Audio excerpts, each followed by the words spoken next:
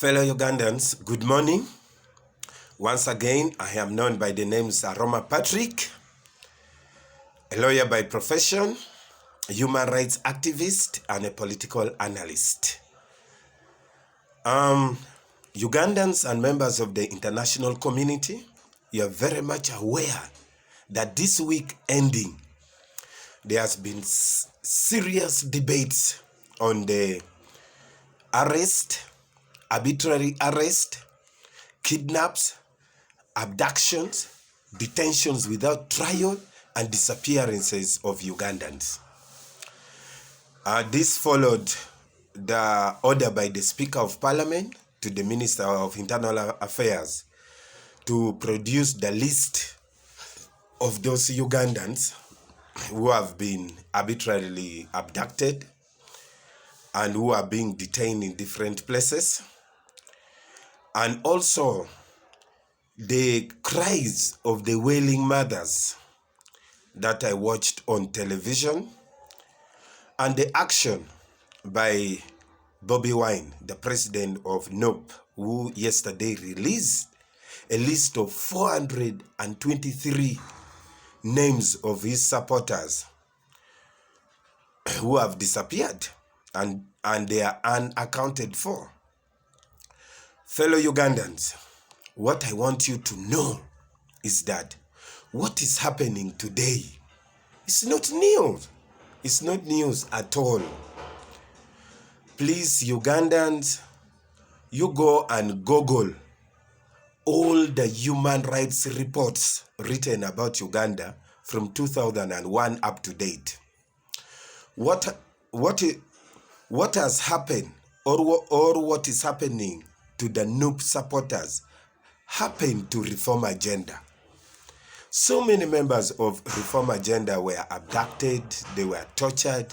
Reform Agenda later on transformed into FDC. If you go and read Amnesty International report, the US State Department report, the US Embassy Kampala country report on Uganda, Foundation for Human Rights Initiative reports, and Uganda Human Rights Report Commission, which is a government arm, you'll discover that all this thing has been ongoing for a very long period of time. For me, personally, Aroma Patrick, who is talking to you, I'm a victim. I remember General Kale Kaihura ordered for my arrest in 2010 and 2014, respectively. I was detained in CPS Lira Central Prison for some good time without trial. And on top of that, as I speak to you, my right leg was broken by state security. My fiancé was poisoned. My daughter was poisoned, was murdered. I was dismissed from Makerere University because I was activist, faculty of law. I experienced all types of sabotage. Actually, you need to have a heavy-duty soccer observer to survive the post-trauma that you can go through after a series of different tortures. So the point here is simple. We accept as a country, we have already gone through this. The way forward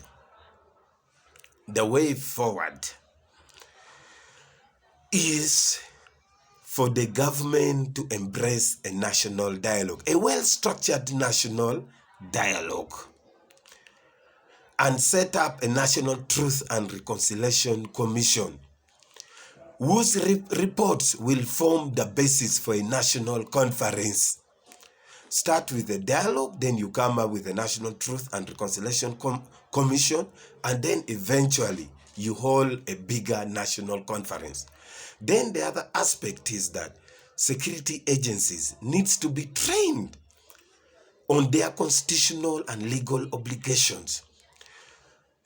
And the human rights which are embedded in our laws, they should also embrace, and the benefits of multi-party democracy. the security agencies must know that we are in a multi-party democracy. Right now, parties are going to now start strengthening their structures. Bobi Wine will be traveling outside Kampala, going to different parts of Uganda, even other political leaders from DP, UPC, and others. They should not be harassed by security agencies. They must allow the parties to strengthen their structures on ground, train their members. People should not be put through what we went in elections.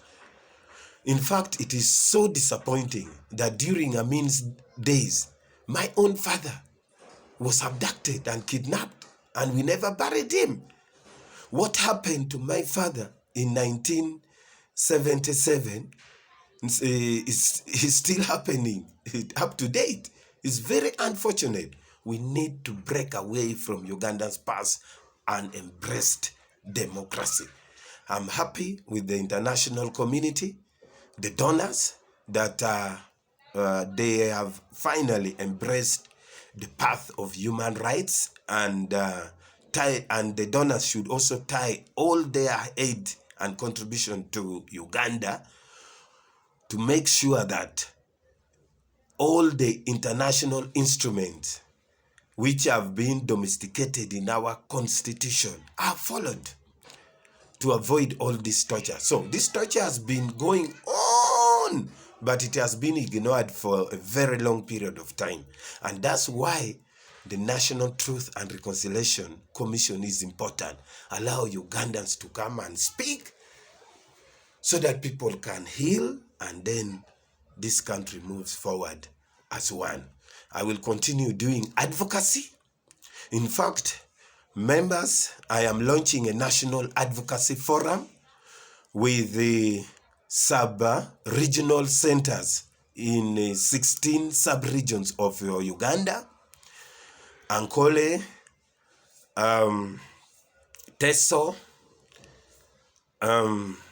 Rwenzori, Kigezi, Lango, Acholi, the Greater Masaka, Buganda, I have divided it into around 4, Busoga and all that. We need to do advocacy. There are so many advocacy issues which are peculiar to those sub-regions. Right now, I have opened a WhatsApp group for the National Advocacy Forum and also a Telegram group, but joining is strictly by invitation because I'm inviting people from different sub-regions. We need to meet, we need to talk as members of civil society and identify peculiar issues, talk about them in those sub-regions, and later on produce a national document. There are even national issues that we should advocate on. For example, we want the Constitution of the Republic of Uganda to be translated into the local languages. It is high time we train the locals about the Constitution and the laws of this country nationally. And government, this is the right time to translate the Constitution into the local languages, which has never been operationalized. This is one advocacy area where I will really emphasize so that we train our people and they know the laws of this country. This is one of the advocacy issues which we should target on a national scale, on top of others, in order to improve good governance and constitutionalism in our country. Thank you. This advocacy will continue.